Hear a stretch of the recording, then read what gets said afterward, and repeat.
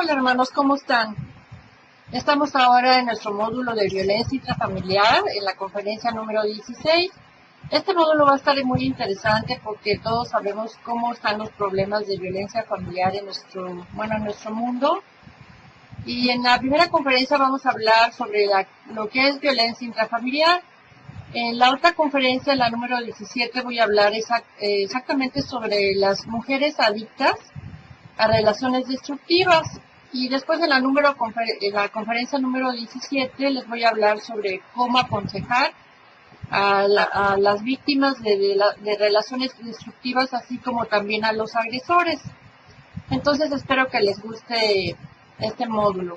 Pues bien, vamos a empezar con lo que nos acontece esta mañana y vamos a ver cuál es el término que se utiliza para describir la violencia familiar. Pues bien, es un término empleado para describir la violencia, el maltrato por parte de los miembros de la familia. Ya puede ser el esposo, puede ser la esposa, o puede ser el novio, o puede ser un ex esposo, un padre o un hijo. Y la violencia puede tener muchas formas, pero siempre encontramos que está envuelto el uso de intimidación o el uso de amenazas o de conductas violentas para ejercer poder y control sobre la otra persona. Pero por lo general, lo que hemos visto en las estadísticas es en general que es el hombre el que maltrata y las mujeres suelen ser las víctimas, pero sin embargo también la violencia familiar existe en contra de los hombres. El maltrato y la violencia también existe hacia los niños, terriblemente, lo vamos a ver más adelante, también hacia los ancianos y a los hermanos, que también se les considera violencia familiar. Ahora, en estas conferencias nos vamos a enfocar realmente de la violencia familiar hacia la mujer y hacia los hijos. Ahora vamos a ver qué tipos hay de violencia familiar. O sea, puede ser un abuso físico, o sea, violencia física que incluye empujones, bofetadas, golpes, patadas, lanzar cosas, detener a la persona en contra de su voluntad, lastimarla o amenazarla con objetos o con armas mortales, etc. Y estas acciones pueden ser frecuentes o pueden pasar de vez en cuando, pero en su mayoría aumentan, o sea, en frecuencia y en gravedad. Ahora, vamos a ver cuál es el abuso emocional, porque hay varios tipos de abuso. Ya vimos el físico y este es el emocional o psicológico. Y este abuso incluye gritos, insultos, maldiciones, groserías, acusaciones falsas de tener novios o amantes, palabras intimidantes, palabras que destruyen, maldiciones, aislamiento de la familia y de sus amistades, y entre otras acciones menos intimidantes, pero que causan también muchos daños emocionales y psicológicos a la persona. El abuso emocional es mucho más difícil de identificar, puesto que no es tan visible, ¿verdad? O sea, no se ve como el abuso físico, pero puede tener daños que serán evidentes a largo plazo. Ahora, vamos a ver el abuso sexual o la violencia sexual. La violencia sexual es una combinación de abuso emocional y de abuso físico, puesto que la víctima experimenta una violación tanto corporal como emocional dentro de su persona. Y el abuso sexual es cuando una persona obliga a otra a ejecutar actos sexuales no deseados. El abuso sexual también es posible en una relación íntima de pareja, tal como en un matrimonio. Pero para muchos hombres que son parte de una relación de pareja, es difícil entender que la mujer tiene todo el derecho de decidir si quiere tener o no relaciones sexuales con su pareja. Y es un mito muy común de la gente en que piensan que en un matrimonio no puede existir una violación sexual. Y un esposo que a la fuerza quiere tener relaciones sexuales cuando la esposa no quiere, está cometiendo una violación. Aquí en Estados Unidos hay un término legal conocido como violación matrimonial. También pueden ser actos destructivos, o sea, esta violencia pueden ser acciones y actos dentro del hogar.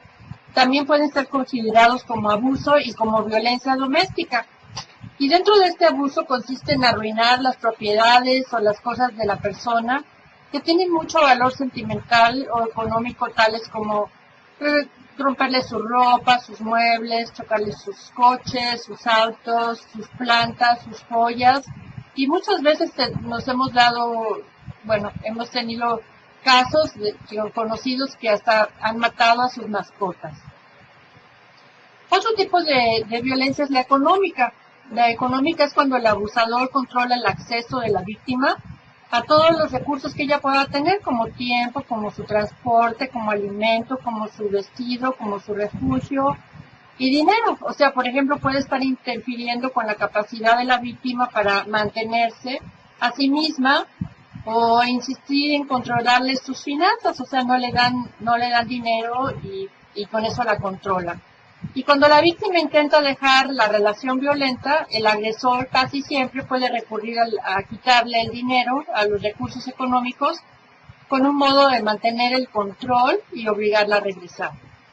Y también fíjense que existe el abuso espiritual. Esto es muy importante y es muy interesante porque el abuso espiritual incluye que el hombre hace menos las creencias religiosas personales, o sea, ya sean culturales o religiosas de la mujer, o puede también ser viceversa, y las castigan o les hacen el ridículo o se burlan de ella por sus creencias personales. Y no las dejan, por ejemplo, que practiquen, que vayan a la iglesia, que vayan a los servicios, que vayan a los estudios, y también es un abuso también motivado, puede ser también un abuso espiritual por esposos cristianos, causados o atribuidos al sistema de creencias del abusador. Esto lo vamos a ver más adelante. Ahora, en sus hojas de trabajo ustedes tienen las estadísticas y todas estas notas son alarmantes. Ustedes se van a dar cuenta de cómo están las cosas y las estadísticas, gracias a Dios, en Estados Unidos pues están muy actuales. Quizá en sus países, ustedes que me están viendo de Sudamérica, o en Europa, bueno, puede ser también que la población latina tenga este tipo de estadísticas, pero no existen. Por ejemplo, en México no tenemos actualmente estadísticas actuales, pero la violencia familiar, por ejemplo, para darles un ejemplo, en los Estados Unidos hay un estimado de 3 a 4 millones de mujeres en los Estados Unidos que son maltratadas cada año por sus esposos. ¿Ustedes lo pueden creer? Más del 50% de las mujeres asesinadas en los Estados Unidos son asesinadas por quien creen, por sus esposos, o sus parejas, o sus exparejas, como el caso de O.J. Simpson, que mató a su exesposa. 4 de cada 5 asesinatos ocurren en el hogar. Fíjense nada más qué cosa tan terrible. 3 millones de niños norteamericanos se enfrentan de una manera u de otra a la violencia doméstica en sus hogares. Y cada año, esto es tristísimo, cerca de 324,000 mujeres embarazadas son golpeadas por sus esposos o por sus novios. Qué horror, ¿verdad? Y las mujeres embarazadas están en mayor riesgo de morir víctimas de la violencia doméstica que por cualquier otra causa. Esto es una cuestión terrible, terrible, terrible. Bueno, ¿cuáles son las causas? Ustedes dirán, ustedes tienen que conocer las causas, tenemos que conocer los efectos, como consejeros que somos para ayudar a las personas. Nosotros vamos a encontrarnos que tenemos que averiguar qué causas están influyendo en la familia y cuáles son las causas de la violencia familiar. En primer lugar, tenemos una raíz cultural histórica, ¿no es cierto? Porque durante mucho tiempo nuestra sociedad ha sido bien machista y el hombre ha creído que tiene el derecho primario a controlar, a disciplinar con severidad e incluso a abusar de la vida de la mujer y de los hijos. Y esto ha sucedido bajo la apariencia del rol económico del hombre proveedor de la alimentación, ¿no es cierto? Y también otro tipo de influencia son los medios de comunicación. Es terrible que en la televisión la violencia es exaltada. Los estereotipos que nos presentan son de violencia sexual. O sea, y estamos viendo de que, por ejemplo, un marido por la fuerza tiene que tener relaciones sexuales con la esposa, que se le llama violencia sexual, porque la mujer también tiene derecho a decir que no. Porque si a una mujer se le está insultando, se le veja, se le dice barbaridades, se le dice maldiciones, groserías, se le pega, no se le habla, y solamente se le utiliza para tener relaciones sexuales, ¿cómo va a querer estar con su esposo? Pues tiene el derecho de decir que no, no es cierto. Otra causa también son el alcohol y las drogas. ¿Qué sucede? Ya lo hemos visto en nuestras clases anteriores de alcoholismo. Cuando una persona consume drogas o se emborracha, pues en esa parte del cuerpo tenemos unos centros, o sea, vitales comunes con los animales. Y ahí está el centro de la agresividad y del instinto agresivo. Entonces, cuando uno toma alcohol o cualquier otra droga, estos centros quedan como un barco sin timón, o sea, se ponen locos. ¿Y qué le pasa a un barco sin timón? Pues estrella, ¿verdad?, contra las rocas, y sobre todo la agresividad y el instinto sexual quedan sin control. Entonces es cuando golpean a la mujer y a los hijos bajo el efecto del alcohol y de las drogas y abusan a la mujer de manera sexual. Ahora también tenemos otra cosa muy interesante, la historia familiar. La violencia, hermanos, se aprende. Qué triste es eso, porque la agresión puede deberse muchas veces a una historia familiar de esta persona de violencia, porque sus experiencias infantiles de violencia le dejaron secuelas ya como grande. Y como los niños imitan a los padres, o sea, todos los niños imitan a los padres, se da con frecuencia que quienes en la niñez fueron testigos de abusos físicos entre sus padres, están repitiendo la misma conducta cuando llegan al matrimonio. Qué triste es esto, ¿verdad? Porque aprendieron que los problemas y los conflictos se aprenden y se afrontan por la fuerza bruta. Como les digo, la violencia se aprende. Y este aprendizaje negativo se arraiga, tanto que muchas veces pasa de generación a generación. Nosotros sabemos que esto es una maldición. Y si a esto añadimos la glorificación de la violencia en los medios de la comunicación, es increíble, de veras, los jueguitos que mi nieto de 3 años y medio está jugando con monstruos, con animales horribles y con todos los programas ya no de Mickey Mouse ni de otras cosas que le enseñan, por ejemplo, en la guardería. Digo, a los niños les están enseñando la violencia en todas las caricaturas, en todos los programas, en todos los superhéroes. Entonces podemos entender el por qué muchos seres humanos recurren a la violencia, a veces con una frialdad que asusta, más que el mismo acto violento. Otra causa también puede ser también el estrés y la economía que estamos viviendo. Claro que esto no es causa para que golpeen a las esposas, pero también existe una causa de que la presión social y los asuntos económicos también pueden ser una causa importante de tensión que genera violencia. Y a pesar, hermanos, de la llamada liberación femenina, que en realidad muchas veces esto ha llevado a la mujer a mayor esclavitud, todavía hay hombres, de veras, que consideran a la esposa o a los hijos como objetos de su propiedad. Y por eso se creen con el derecho de descargar sobre ellos su frustración o su mal humor, maltratándolos a su antojo. O sea, tanto el hombre como la mujer son responsables de la violencia familiar. Mientras el hombre es más propenso a maltratar físicamente, la mujer, la mujer lo hace psicológicamente. De todas maneras, el porcentaje es mucho mayor por parte de los hombres. Ahora, déjenme contarles los efectos que esto tiene, la violencia familiar en las gentes. Y al revisar las causas de la violencia familiar, también se hace importante identificar qué tipos de efectos tienen estos fenómenos.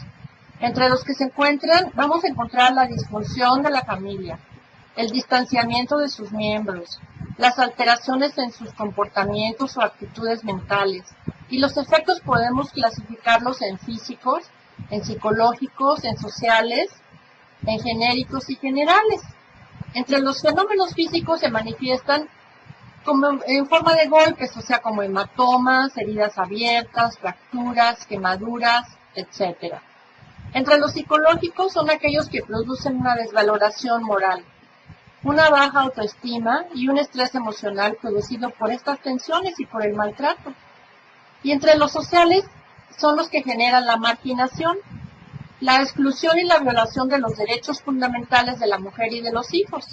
Y cuando se presenta un maltrato hacia la mujer, esta se ve obligada a aislarse, a irse de ciertas actividades sociales, como lo vamos a ver más adelante, de relaciones intrafamiliares, o sea, deja de ver a su familia y hasta dentro de su propio hogar. Y dentro de esta exclusión se ven afectados los niños, por supuesto.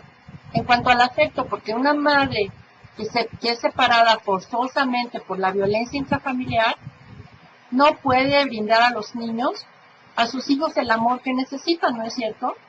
Lo que puede llevar a estos niños a la drogadicción, al alcoholismo, a la prostitución y a la delincuencia. ¿Cuál es el ciclo? Tenemos que saber que la violencia intrafamiliar tiene un ciclo. Esto lo han estudiado varios doctores. Y para poder comprender la dinámica de la violencia conyugal, necesitamos considerar dos factores. Su carácter cíclico, o sea, que se repite y se repite y se repite. Pueden ser cada 3 meses, cada 6 meses, cada año. Y su intensidad creciente, o sea, cada vez va aumentando. Y respecto a su carácter cíclico, la violencia conyugal está constituida por 3 fases. Esto lo tienen en sus hojas de trabajo. Es importante que nosotros sepamos, porque vamos a saber en qué fase se encuentra nuestro aconsejado. La primera fase es la llamada fase de acumulación de tensión, en la cual se produce una asociación de pequeños episodios, o sea, que llevan a roces permanentes entre la pareja, con un incremento constante de la ansiedad y de la hostilidad y del mal humor. En esta etapa de violencia sutil es como empieza como la agresión psicológica hacia la mujer, y consiste en atentados contra la autoestima de la mujer. El agresor la ridiculiza, la ignora, no presta atención a lo que ella dice, se está burlando de ella, se ríe de sus opiniones, no le hace caso cuando está hablando, la compara con otras personas, la corrige en público. Y o sea, estas conductas no aparecen en el primer momento como violentas, ¿no es cierto? Y esto nos damos cuenta muchas veces que existe también desde el noviazgo. O sea, yo le he preguntado a mujeres que han tenido violencia intrafamiliar, bueno, ¿y tú no sabías que tu marido era violento? Pues sí. O sea, yo le vi ciertas características, o sea, y me empieza a platicar que la jaloneaba y que se burlaba de ella y que la ridiculizaba desde novios. O sea, pero igualmente estas conductas no aparecen así como al primer momento como violentas, pero igualmente hacen un efecto totalmente devastador en la mujer. Y va provocando un progresivo debilitamiento en sus defensas psicológicas. Me decía una paciente que su esposo utilizaba, por ejemplo, su boca como arma. Y decía, me aplica calificativos denigrante, por ejemplo. Me dice, ni siquiera acabaste la secundaria.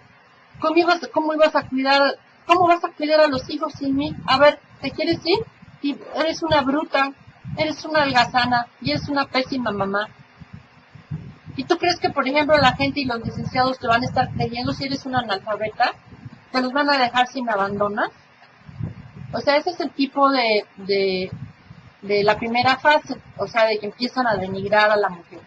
En la segunda fase la llamamos el episodio agudo, en la cual toda tensión que se ha venido acumulando da lugar a una explosión de violencia que puede variar en su gravedad. O sea, pueden empezar con empujones hasta matarlos, hasta matarlas, hasta el homicidio. Y la tercera fase es muy curiosa porque se le llama la luna de miel, en la que se produce el arrepentimiento del hombre. O sea, se arrepiente, perdóname, disculpas, ya nunca lo voy a volver a hacer, y ocurre como que si nada hubiera sucedido, promete que va a buscar ayuda, promete que no lo va a volver a hacer, y entonces con el tiempo se va repitiendo y se recomienzan los episodios de acumulación de tensiones y el ciclo vuelve a iniciarse. Esto lo vemos siempre, hermanos, siempre en todas las familias, bueno, en las familias que tienen este tipo de violencia intrafamiliar. Y déjame decirte que el hombre agresor no se cura por sí solo. O sea, debe de tener un tratamiento. Si la esposa permanece junto a él sin consejería y sin tratamiento, el ciclo va a estar empezando otra vez y una y otra vez, y cada vez más con más violencia. Ahora vamos a pasar a ver qué es la violencia entre los niños. O sea, cada año, como vimos, 2 millones de niños, esto es impresionante, son maltratados por sus padres.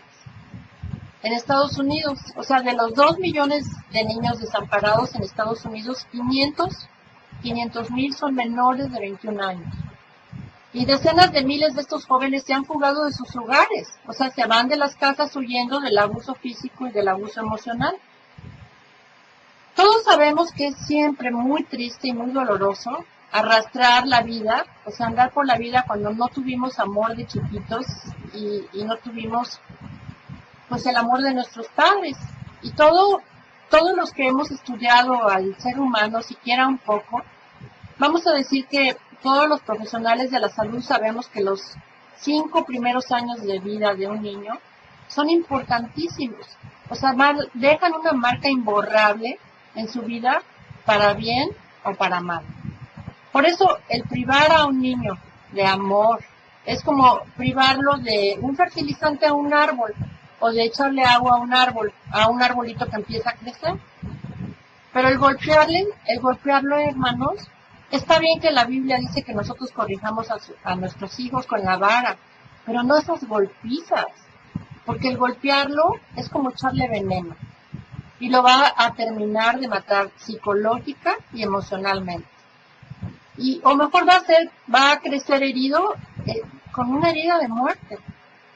Y hay golpes de golpes, algunos golpes sacan sangre o dejan moretones, o incluso un mal golpe puede producir la muerte. ¿Cuántos niños no han sido muertos por sus papás? ¡Qué horror!, ¿verdad? Pero hay otros más sutiles, que no se ven porque se graban a fuego lento, y solamente en la mente del niño y en la identidad del niño se graban en su alma.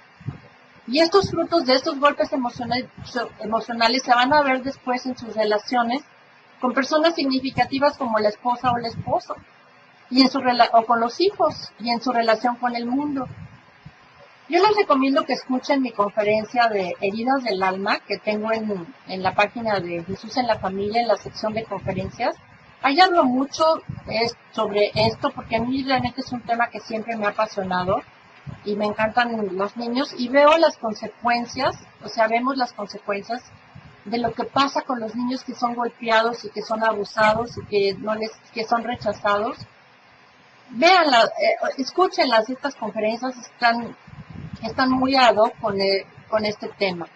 Y a mí me gustaría mucho hablar un poco más detalladamente de estos golpes, que solamente los que ven o los que oyen, quienes los dan, no piensan en las consecuencias futuras y terribles que van a tener a sus hijos, pero una persona herida hiere a los demás. O sea, el agresor siempre, hermanos, es una persona que ha sido herida. O la mujer también puede ser que se haya acostumbrado y ya pasó a ser víctima. O sea, todos estos golpes emocionales y psicológicos hacen tanto daño en la niña o en el niño, que no pueden defenderse. O sea, un niño no puede defenderse. Y su mente empieza apenas a desarrollar lentamente ciertos mecanismos de defensa para poder filtrar todo lo que ve y todo lo que oye. O sea, su mente, de veras, son como esponjas los niños, porque reciben absolutamente todo. Y no tienen la capacidad de saber si es justo o no, si es verdad o no, o si se lo merecen o no, y casi siempre sienten que son culpables de lo que está pasando con sus padres. Pero yo les voy a decir otra cosa, qué distinta es la niñez y el futuro de los niños cuando ellos ven el amor entre un padre y una mamá. Cuando los niños ven desde chiquitos, o sea que el padre o la madre recibe con un beso y un abrazo al esposo que llega del trabajo, o el esposo que llega con un ramo de flores para su esposa, o le da un beso a su esposa, los niños se ponen felices, y son detalles que se van grabando en su corazoncito, y que van modelando su personalidad, y que van llenando de amor ese corazón tanque, porque está lleno el tanque de amor. Y créanme, esta va a ser la mejor herencia que ustedes van a poder dejar a sus niños. Ahora bien, vamos a pasar a ver la personalidad del agresor. Puede ser que siempre el agresor, como les digo, vamos a hablar de su niñez y vamos a hablar de su adolescencia y ustedes se van a encontrar siempre que han tenido abuso físico y que han sido golpeados en su vida. Como les digo, los maltratadores y los agresores vienen de hogares muy violentos, en los que han visto violencia y en los que les han maltratado generalmente. Y estas personas suelen padecer trastornos psicológicos y muchos de ellos utilizan sustancias como alcohol, como drogas para olvidarse, o sea, de su pasado y para tener a potenciar su realmente, y con esto aumentan su agresión. El perfil de personalidad del agresor es una persona que es muy inmadura, que tiene mucha dependencia afectiva de los otros, son personas muy inseguras, es emocionalmente inestable, es impaciente, es impulsivo, y los maltratadores trasladan habitualmente la agresividad que han acumulado entre tantos años, o sea, después de tantos años, hacia las mujeres, o sea, hacia las esposas o hacia los hijos. Y además, como les dije antes, consideran a la mujer como si fuera de su propiedad. Entonces, dentro de esta patología está el arrepentimiento frecuente. Y la mujer malinterpreta este arrepentimiento, que solo es temporal, hasta el próximo golpe. El abusador tiende a ser una persona que se aísla, o sea, no le gusta estar con los amigos o con la familia, no se relaciona mucho con otros, es celoso, tiene celotipia, o sea, hasta de su propia sombra se pone celoso, y es porque tienen muy baja autoestima. Y esta es una característica que tiene una autoestima a raíz de, o sea, muy baja, o sea, lo que le está ocasionando una frustración, y la frustración trae violencia. Además tiene unas expectativas, o sea, rígidas, de su rol sexual como hombre. Y ese es el tipo macho. O sea, y el machismo es lo que está tapando. O sea, el machismo, ¿qué es lo que está tapando? Un complejo de inferioridad, hermanos. Y está tapando la baja autoestima. Por eso trata de aparentar lo que no es.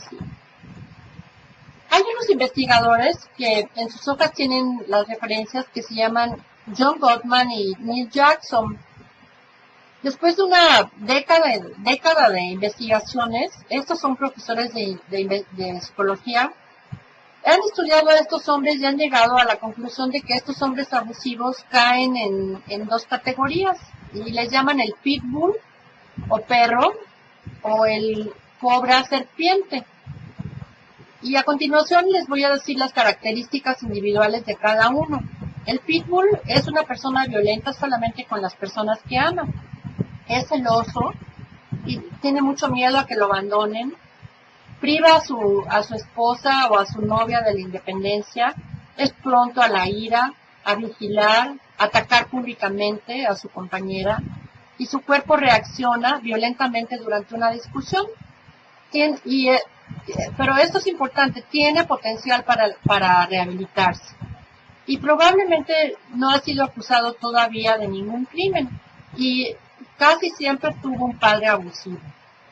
Y los dos psicólogos mencionados explican en su libro When Men Batter Women, o sea, cuando los hombres pegan a las mujeres, que O.J. Simpson, este jugador muy famoso, es un pitbull típico, o sea que mostró un comportamiento pues monstruoso con la mujer que amaba, hasta que la mató. El pitbull espía a la mujer continuamente creyendo que lo está engañando, es muy celoso, y a todas las personas les cae bien, excepto a sus esposas, a su esposa o a sus novias, porque tiene como dos personalidades, es muy agradable fuera, pero por dentro asústeme. El tipo cobra es muy probable que sea agresivo con todo el mundo. No depende emocionalmente de otra persona, pero insiste en que su compañera debe de hacer lo que él quiere. O sea, siempre él es el que manda. Es más propenso este tipo a estar amenazando siempre con cuchillos o con pistolas, Se calma internamente, pero se vuelve agresivo con el tiempo y es una persona muy difícil de tratarlo psicológicamente. Y probablemente ha sido acusado de algún crimen y ha abusado también de las drogas y del alcohol. A menudo es un sociópata, frío, calculador, que engaña fácilmente a su víctima y puede ser también sádico. O sea, bien peligroso. O sea, su violencia siempre surge de su necesidad patológica de siempre salirse con la suya, de mandar siempre, de ser el jefe y asegurarse que todo el mundo sepa que él es el que manda.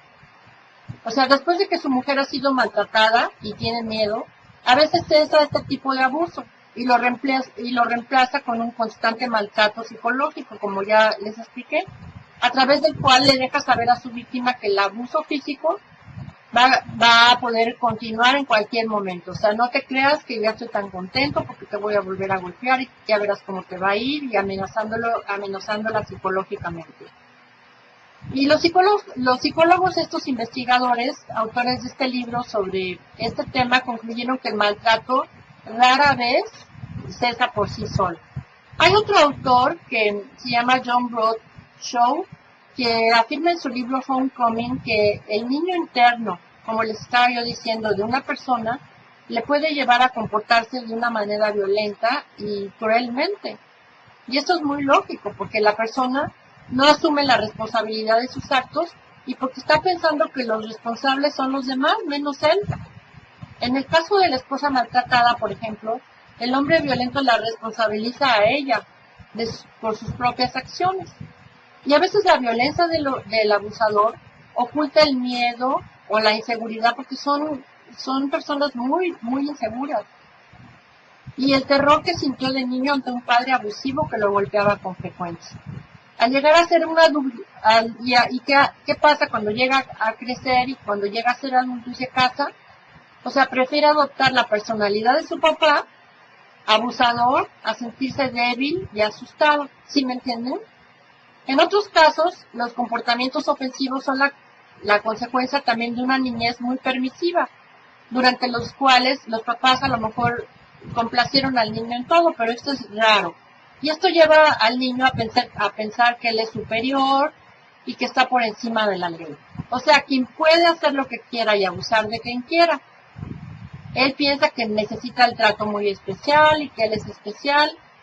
Y en conclusión podemos decir, o sea, que los agresores suelen venir en el 99% de los casos de hogares violentos. Y suelen padecer trastornos psicológicos con el tiempo, y muchos de ellos utilizan el alcohol y las drogas, lo que produce que se aumente su agresividad.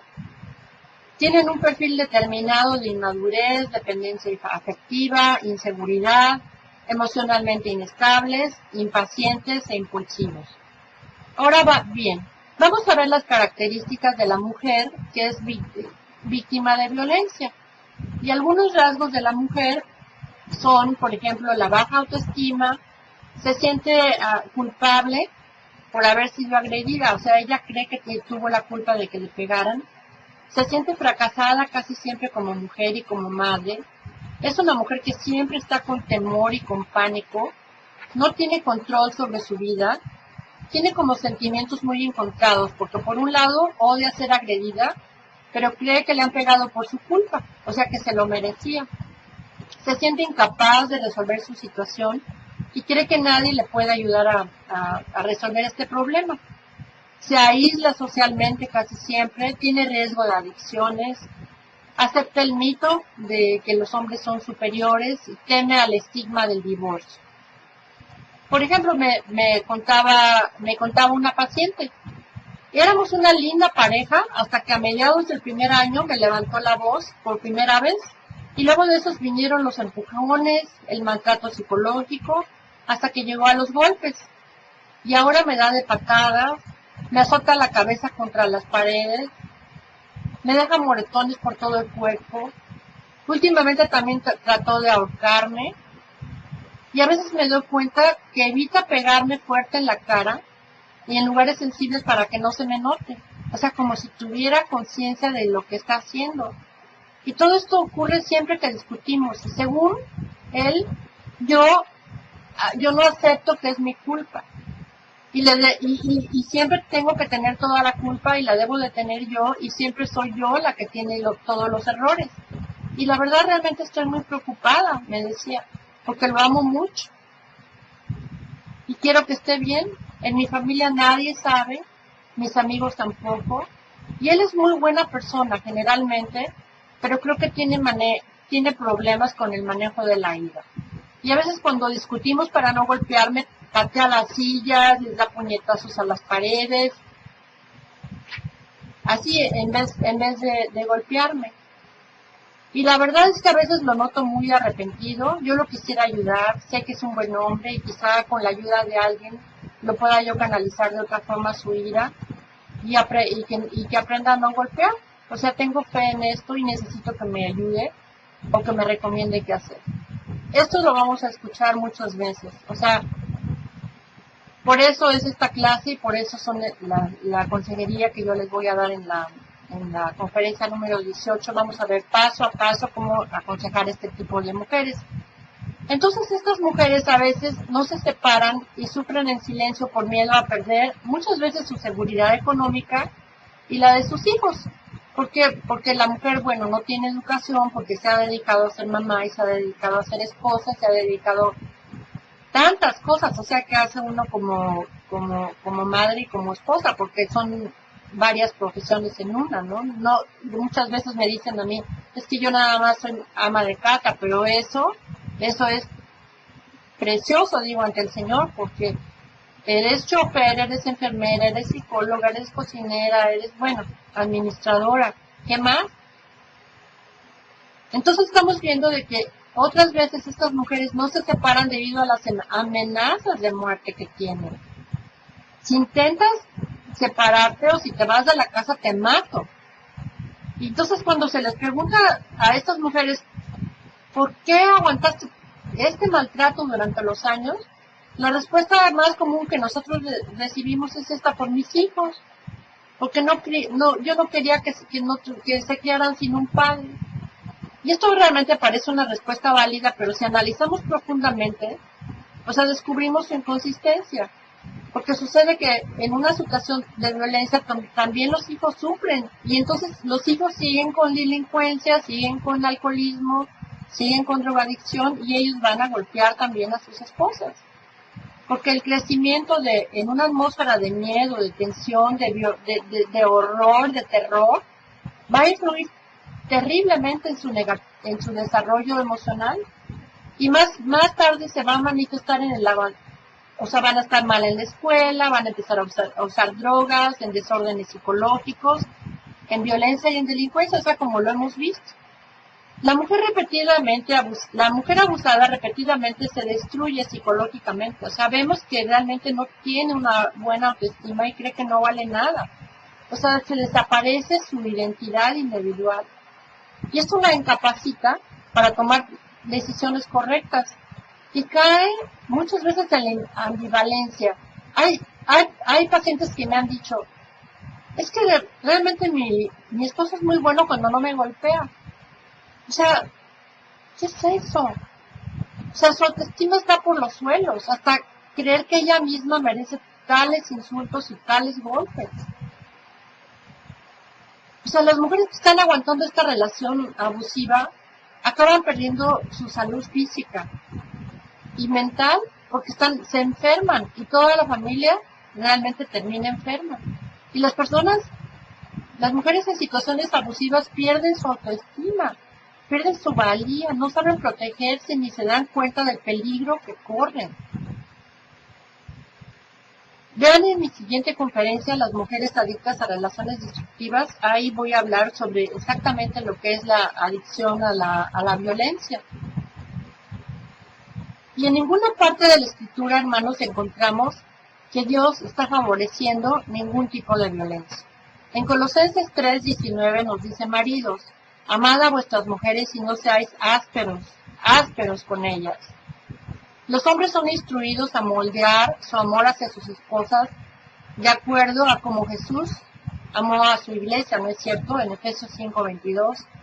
Y esto se describe como un amor sacrificial, como la clase de amor que busca lo mejor para el ser amado. El abuso emocional, el abuso físico, está diametralmente opuesto al sacrificio.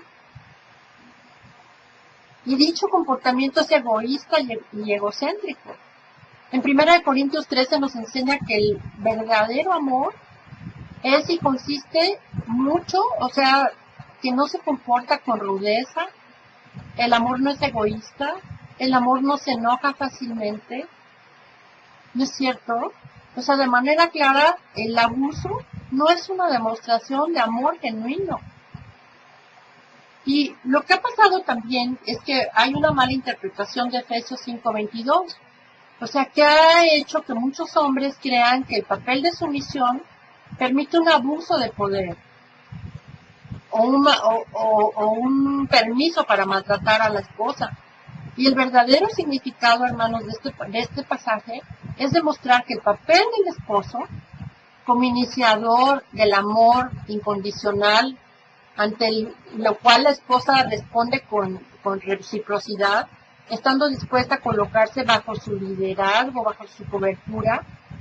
O sea, la sumisión no debe de ser tomada, sino algo que debe de ser dado. Las agresiones conyugales constituyen una violación evidente de los principios bíblicos. Efesios 4:29 nos dice: no proceda de la boca de algunos de ustedes ningún dicho corrompido, que se quiten de toda amargura, maliciosa, cólera, ira, gritería, habla injuriosa, junto con toda la maldad. Aquí nos está describiendo la violencia doméstica. Nadie, hermanos, que se afirme ser cristiano puede maltratar a su esposa y decirle que la ama. Y si abusara de ella, ¿qué valor tendrían las buenas obras que hiciera? Además, ningún golpeador reúne los requisitos para recibir privilegios especiales en la congregación cristiana, como lo dice 1 de Timoteo 3:3 y 1 de Corintios 13. Lo que es más, quien se deje llevar por los arrebatos de cólera en repetidas ocasiones y no demuestra arrepentimiento, se arriesga a ser expulsado de la propia congregación y de la comunidad. Gálatas 5:19 y Juan 9:10. Entonces, mi oración, hermanos, es que podamos ayudar a estas personas, tanto a mujeres como a hombres, porque las mujeres son víctimas, pero los hombres también son víctimas de un pasado realmente tormentoso y lleno de golpes y lleno de heridas, que Jesucristo los quiere sanar y Jesucristo quiere entrar en sus vidas y quiere bendecir estos matrimonios. Ayudemos con nuestras oraciones, hermanos, a fortalecer estas familias en amor. Que Dios los bendiga y nos vemos para la próxima.